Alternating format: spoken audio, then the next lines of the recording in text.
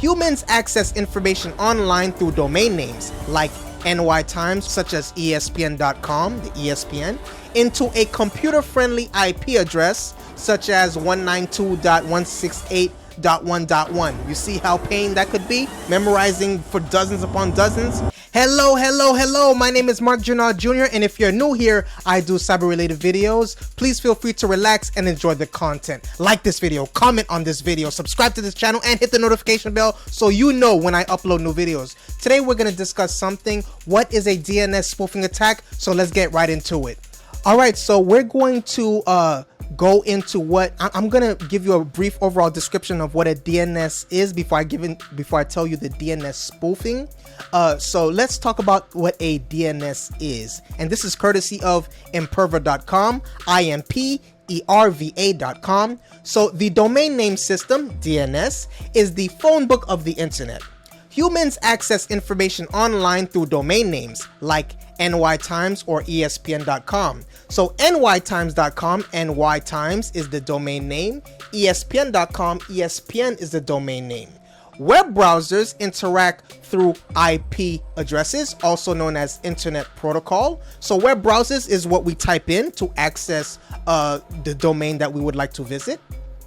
DNS translate those domain names. For example, if I put in ESPN.com, the DNS server will recognize that ESPN and it will take me to that web page. ESPN or any domain name has a unique IP address, right? So each device connected to the internet, like my laptop or your desktop, has a unique IP address, which other machines, my laptop or your desktop, like that, use to find the device. DNS servers eliminate the need for humans to memorize IP addresses because guess what? They are long and they can become tedious, so we don't want that. So the DNS stores all those information for us. So all we have to do is go online, type in the web search the domain system, maybe ESPN, NY Times, magazine, you name it, what we like to search for, and then it will take us right to it without memorizing the IP address. So the process of the DNS involves converting a host name, such as ESPN.com, the ESPN, into a computer-friendly IP address, such as 192.168.1.1. You see how pain that could be? Memorizing for dozens upon dozens of numeric digits and periods? No. An IP address is given to each device on the internet, and that address is necessary to find the appropriate internet device, like a street address is used to find a particular home. When a user wants to load a web page, for example, let's say ESPN.com, a translation must occur between what a user types in, I'm typing in ESPN into the web browser, and the machine-friendly address necessary to locate the ESPN.com example web page.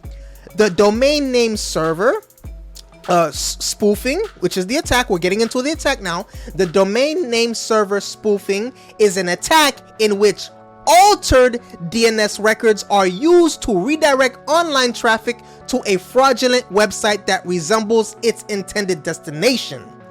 And this description of what a DNS attack is also courtesy of imperva.com, imperva.com.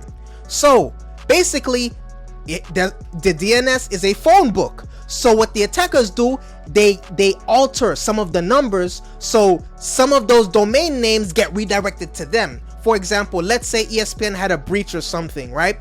And what they're able to do is, just like, let's look at it as a phone number. Oh, that's their phone number? Let me use that phone number and put it under my name, so when you call that phone number, you get sent to me, and then I can say, hey, hello, I'm the secretary at ESPN.com. You see how that works? Right? So let me go back. DNS poisoning can ultimately route users to the wrong website. For example, a user may enter ESPN.com into the web browser, but a page chosen by the attacker loads instead. Since users are typing in the correct domain name, they might not realize that the website they are visiting is fake. So I could be typing in ESPN.com thinking that I am actually in ESPN. The whole time I'm in an attacker's fraudulent duplicate of ESPN.com, and you are seeing the animation towards the side of the screen, so you can see what a DNS spoofing website, it gives you a visual. So here's the more important thing when it comes to DNS attacks. How can we protect ourselves against a DNS attack? Well, we can use a virtual private network, also known as a VPN.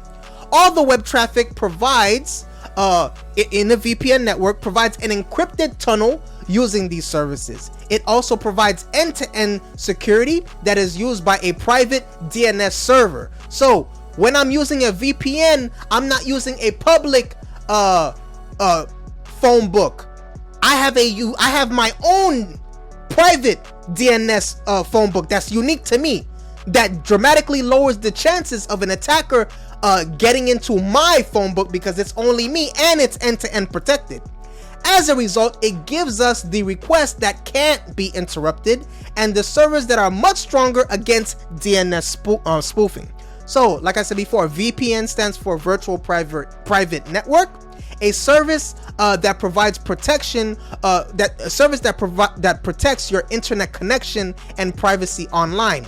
It creates an encrypted tunnel for your data, protects your online identity by hiding your IP address, very important, especially when it comes to DNS spoofing. We know it incorporates a lot of jumbling, from the attacker standpoint, jumbling the IP addresses. So this protects your online identity by hiding your IP address, the VPN, okay? That's what the VPN does, and allows you to use public Wi-Fi hotspots safely. Okay, so that was a little overview of what the DNS spoofing attack is. We first talked about, what a DNS is as far as overall, and then now we ended it off with how you can protect yourself.